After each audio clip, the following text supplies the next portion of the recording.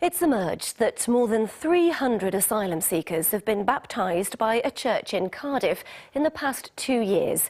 The majority of them are Iranian. Conversion from Islam to Christianity is punishable by death in their homeland, and the asylum seekers say it now means they can never go home. Colette Hume reports. A prayer group meets at a Cardiff church.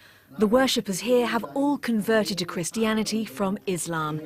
It's a decision which will change their lives forever. Daniel is an Iranian asylum seeker and a Christian convert. The 31-year-old engineer worshipped in a secret church in Iran until the authorities there found out and he was forced to escape to the UK. We're disguising his identity in order to protect him and his family. If I had to come back to Iran, I'm sure that they will be put me in jail, and at the end of jail, after they a lot questioning me too much, they hanging me and they will kill me. I'm not afraid because of the Jesus. I meet the Jesus, but I'm afraid about my family and what will happen about my little children. Jackson Bay in the Vale of Glamorgan, February 2016. And around 60 converts, including Daniel, are baptised here in the icy waters of the Bristol Channel.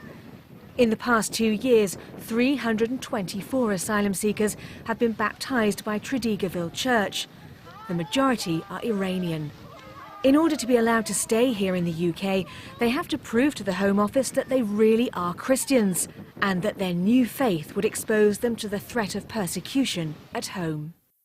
Pastor Philip Rees has led Tredegarville Church for the past 14 years, baptising many of the asylum seekers and helping them with their claims to stay here.